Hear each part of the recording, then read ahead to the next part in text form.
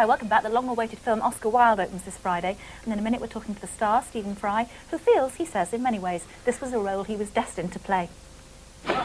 My cousin, Lord Alfred Douglas, is here. He would very much like to congratulate you.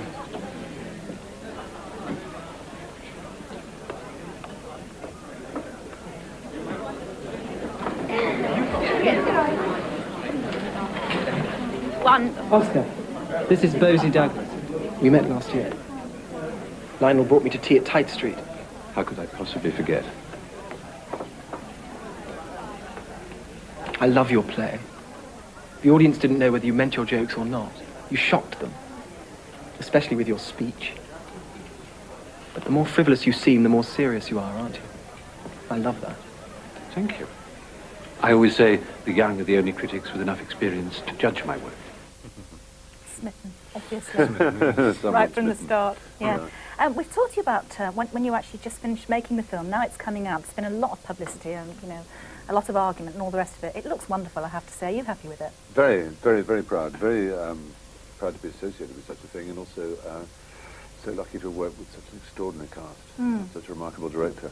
Have you been surprised, because I have, that initially as the coverage began, there was complete acceptance of Oscar Wilde as the man he really was and the genius that he was. But even now, even in 1997, you're getting the backlash, aren't you? We live in a world, as you know, of backlash to counter-backlash, and I think sometimes journalists look at their Satco day planners and say, is this day the counter-backlash to the backlash to the counter-backlash, or what position am I supposed to be in? Instead of actually saying what they feel, they respond to what someone else has felt and feel they have to say something different. Well, I noticed one reviewer, actually not a film reviewer, but if you like, a columnist in one respected newspaper, referring quite coldly and clinically to Wilde as the well-known paedophile. Yes. I thought, sorry, is this 1997 or 1897? Extraordinary, because it was not by us, what we mean by the word paedophile at all. I mean, he never had sex with anyone under 18 and no one non-consensual. I mean, it's just absurd. So why does he still remain this extraordinary, controversial figure? I mean, the one that can bring out anger and prejudice in people. I think it's partly shame at what we've done to him. Wilde himself said quite rightly that a prison sentence in Britain begins the moment you leave jail, rather than the moment you enter it. In a Christian society, the moment you leave jail, that's when you should be embraced. And that's when you should be welcomed and loved, and of course it isn't. We still don't really know how to handle people we've punished. Extremely complicated man, and not least because he was also quite a loving husband, a good husband. We've got a little bit of Constance, his wife, arriving at Bosie's lodgings to see you there. In real life, was she fully aware of the nature of his relationship with Bosie? I don't think so. I think she had some sense that there was something not quite right about it. But of course the word homosexual didn't exist then. I think she thought that they were very good friends, that Bosie helped Oscar when he was writing his plays, and that Wilde taught Bosie how to be a poet more, and that they enjoyed each other's company. I don't think she had any idea the real nature of it. For all that, she was an extremely intelligent woman, what you might call a modern woman. She was a member of what was called the dress reform movement, which may sound a rather tedious thing, but actually it was a movement to get rid of the corsets and the whalebones in Victorian dress for women, and the metaphorical whalebones and corsets, if you like. It was really the precursor to the suffragette movement. She was a remarkable woman. Interesting that they needed a movement, not just a fashion designer, but a movement. Absolutely, absolutely. They needed to be daring enough to wear things without them, which were considered shocking. It was, I suppose, the equivalent of when hot pants entered the Ascot Royal Enclosure. You know, people thought, my goodness, what are women doing? And when they saw women in these loose, flowing clothes without these extraordinary stays, people were shocked because they thought it was somehow women taking control of themselves in a way that was somehow deeply suspect. We often say that Sunday magazines that actually those corsets are back now. They were all confining. It was all for nothing. Well, should we see that clip? Let's see Constance. This is a bit of a power struggle going on here. Where are we? Constance. Rosie. I brought you your letters. You haven't been home for so long. Thank you.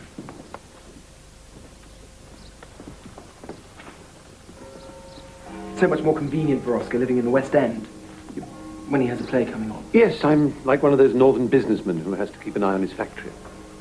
The boys ask for you all the time. They're longing to see you. Oscar has to make sure the play's a success, Constance. I'll come round this afternoon for tea. It's the dress rehearsal this afternoon. Tomorrow, then. I'll come tomorrow. He's very manipulative, isn't he?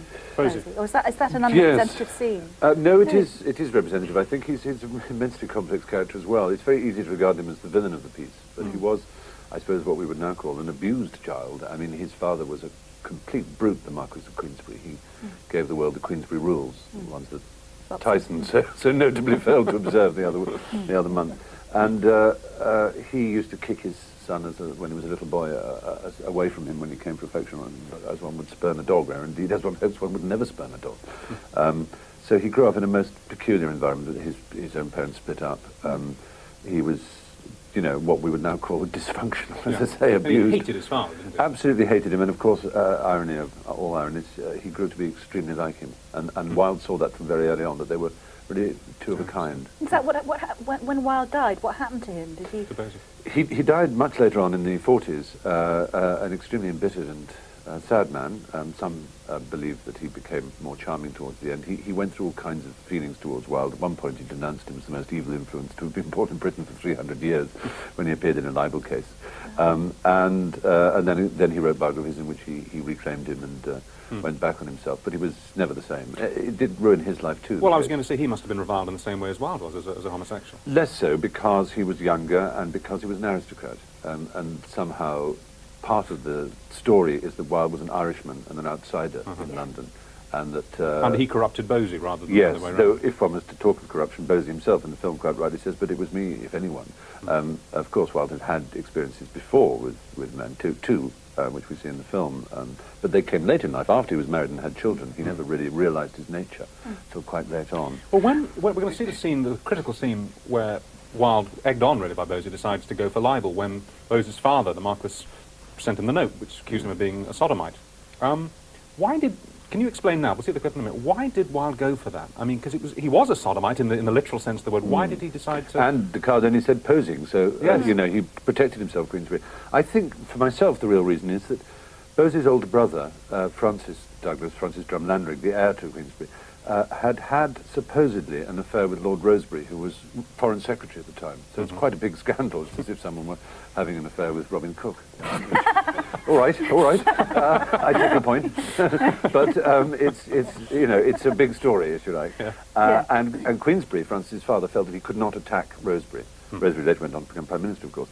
Francis was then found dead with a gun. It was assumed to be suicide.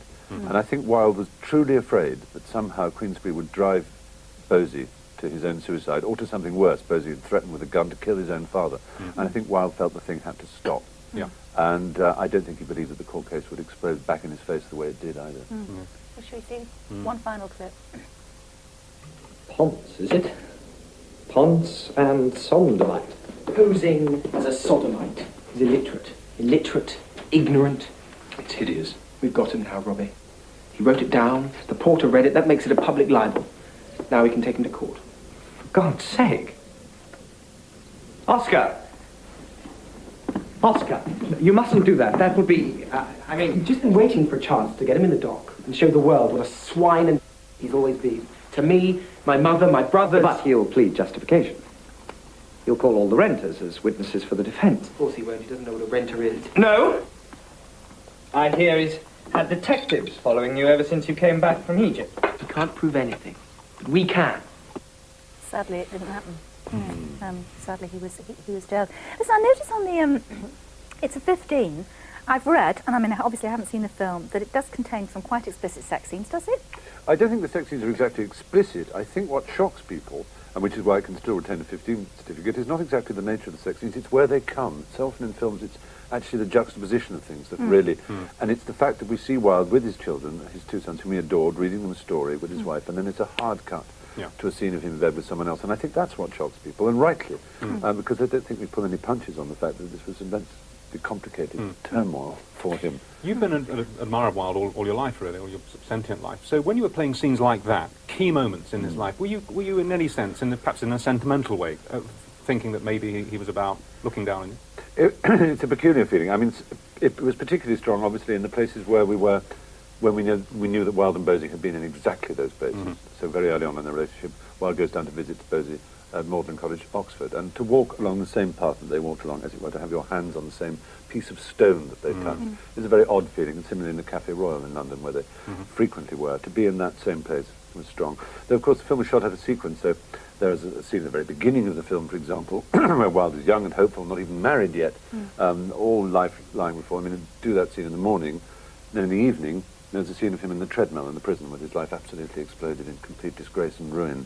So the idea that one might take Oscar Wilde home with one at night, which one would you take? The one who is in complete devastated ruin, or the one hopeful? Do you include the scene in the film where he was in transit between prisons on the railway platform and was spat at by... We don't. It's an awful moment, a terrible moment. It was just down the road at Clapham. When he was on his way to a bankruptcy hearing, because Queensberry, not content with seeing him in prison, also wanted to ruin him completely, and so he had to appear at a bankruptcy hearing. He stood there for about half an hour, and people recognised who he was and spat and jeered at him, and he wrote that every single day at that hour in prison he wept. We don't have that scene. I mean, we collapse, obviously, in telescope time, but we show, I think, a lot of the pain of the prison scene and a lot of the public humiliation. Well, obviously you're here, and we've talked about Oscar Wilde. Well, you've just published another you up to 20, basically. Moab is my washpot. I have to say, I've read the serialisation. I found it tremendously funny and tremendously moving. We haven't really got much time to talk about it, except to say that I think your parents are saints. They are. I would quite agree with that. I'd go along with that in every particular. I don't know what I did to deserve them.